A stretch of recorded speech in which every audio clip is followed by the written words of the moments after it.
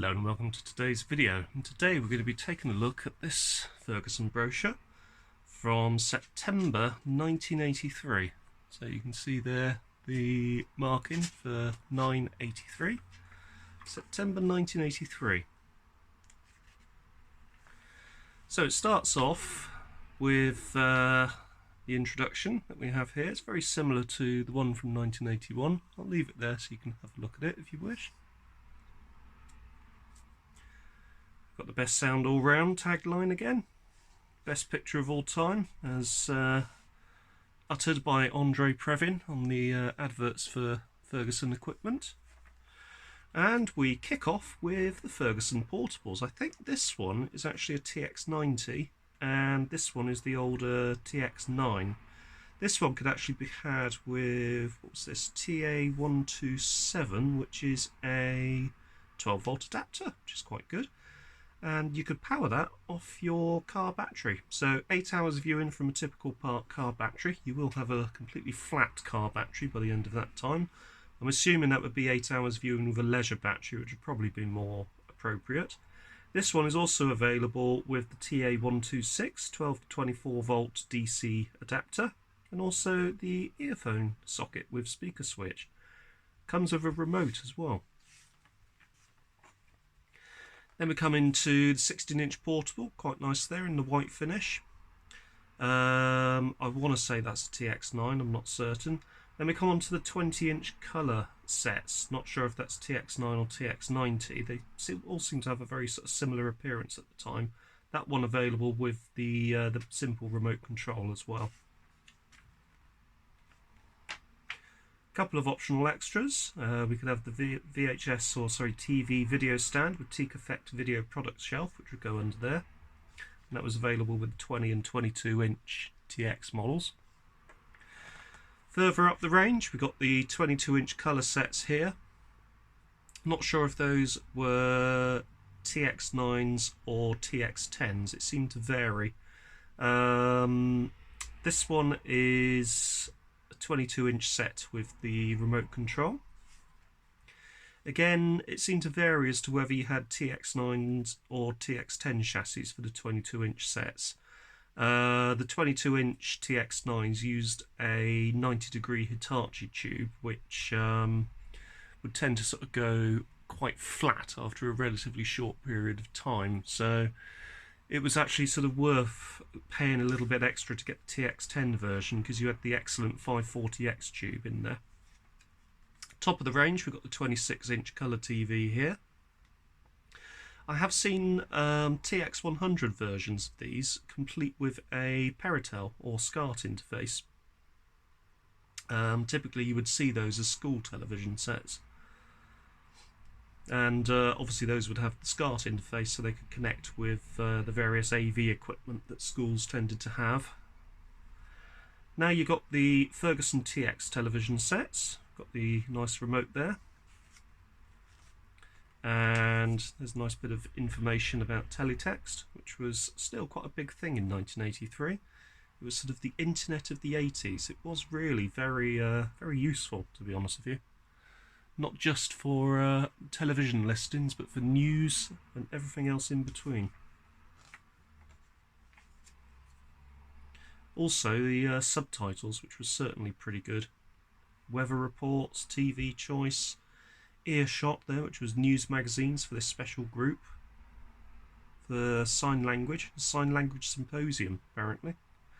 Teletext for special groups of people. Teletext is particularly useful to the many thousands of people who have hearing or sight difficulties.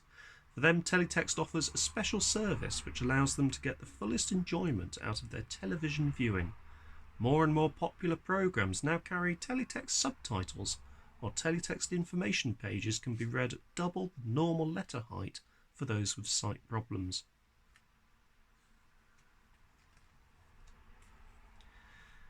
And you could get Teletext on a range of the portables, so on a range of set sizes rather. So this one would be the 16-inch portable. This 20-inch one used quite a nice premium 580X inline tube, a Mullard tube, probably due to its better dot pitch, but also it was a more sort of premium set. Shown here with the Ferguson 3V32 stereo video cassette recorder with long play. This particular style of set was also available in the 22-inch and 26-inch sizes, all with teletext. And then we come on to a new development, the Ferguson TX stereo televisions. Starting off at the bottom of the range with the TX9 equipped 20-inch set, shown here with the 3V31, moving up to the 22-inch versions here.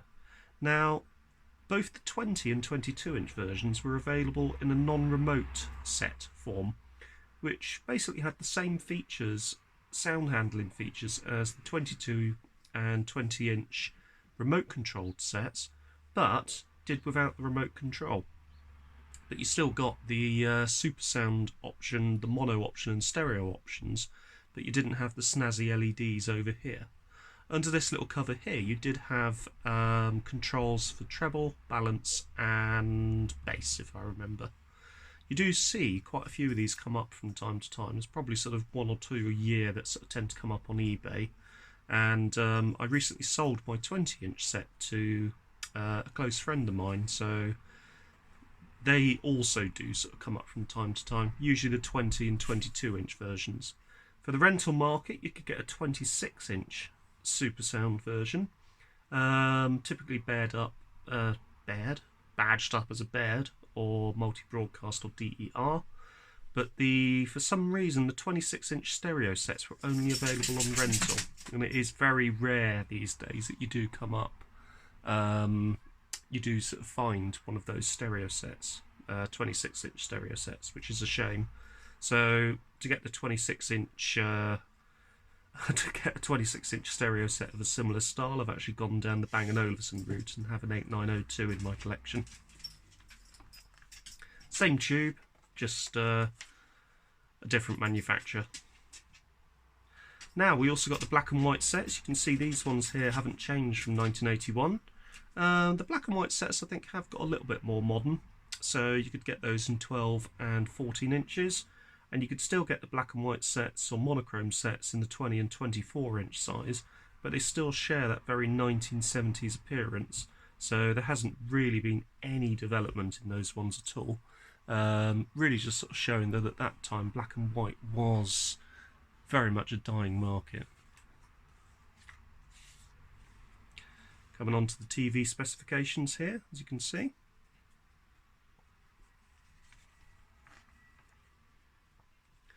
And then on to the Ferguson Video Star. So we had the 3V35, which at the time was bottom of the range, but still came with the remote control. At this time still based on equivalent JVC decks, but with more sort of a unique treatment by Ferguson or Thorn for the front end and the fascia. The 3V36 effectively replaced the 3V31, and you still had the 3V32, which arguably I think personally I think the 3V31 was actually a better deck than the 3V36. I certainly preferred the way it looked, so if I had the option of either this 3V36 or the older 3V32s, this actually was a more slimline design, I would have gone for that. I much prefer the way the 32 looks and the 31 looks as well. It's a much more handsome appearance, especially in rental colours where you got sort of a darker black finish around sort of this sort of area, and that's in a more sort of bright silver finish. They are quite striking looking decks and very handsome for their time. Also very fully featured, although unlike the 3V23 and earlier 3V16s, the ×2 speed didn't actually have replay of sound. It was just ×2 speed for the picture. And then we got the VHS video camera with this compact VHS compact VHS video recorder. Again, all based on JVC equivalent decks. These do come up from time to time. You do see them on eBay. Not often, but they do come up. And quite a nice little deck to get hold of if you have the opportunity. Obviously got all of the Video Star accessories. I'm actually just trying to see if we've got any television accessories as well. So, what does it say about the accessories for televisions? Optional accessories, you could get earphone or hearing aid outlet on certain sets. You could also get 12 and 24 volt battery on the portables. And here we are, power consumption at black level, so 70 watts on those. So the power consumption was always measured, I believe, with a black screen, which is interesting. So obviously if you have a screen that's displaying all white, then the power consumption is probably going to be quite a bit higher than just 70 watts. Then we come on to the audio range. There's still quite a market for audio. The record player here, the basic record player, seems to be unchanged from 1981, perhaps different colours, but still a nice little entry if you just need a record player.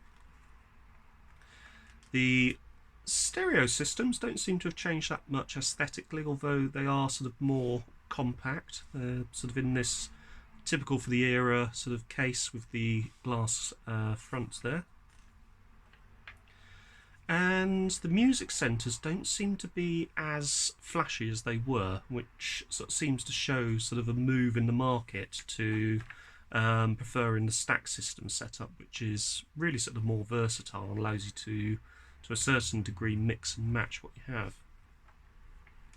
But you can see in general Ferguson were moving away from the audio sort of range. It looks like they still do the fully sized music centres, but not really as much in the range of the separates, to be honest with you, which was a shame. Still got that Cassiva model, still got the portable radios, still got the clock radios there, but they have moved in more into the sort of portable tape player, personal stereo cassette player market with the Ferguson Escort range of personal stereos, with a range of speakers and other accessories which you could pair with your Ferguson Escort, including this rather nice protective case. Still got the portable cassette recorder range as well. Oh dear, what's going on outside? And also seem to be sort of making inroads into the sort of personal sort of boombox market as well. Certainly with this rather flashy looking item, which was probably developed to take on the Sharps of the era. This one, you do sort of see these turn up from time to time, and they do go for good money actually as well. But at the time, sets like this were pretty good. You know, you had sort of pretty good sound quality, and they're a lot better than some of the offerings that you get today, to be honest with you. I would much rather have one of these than a modern radio cassette player. And finally, we've got this one in the brochure as well, with twin tape decks, probably with twin dubbing. It's got metal function as well, so it can automatically or manually detect the different tape types. And yeah, audio specifications, all of them made in Taiwan, Korea or Japan. So the 3T25, this was made in Japan. The 3T22, which is this one, was made in Korea, and this one, the 3T20, was made in Taiwan. A few more bits of the specification there, so we'll leave that there. And that brings us to the end. Anyway, if you found this video interesting, don't forget to hit the like button. In the next video, we're going to be covering, so we've already done these two. We've done this one today. We're going to be taking a look at this complete Video Star range from 1183. And we're also going to be taking a look at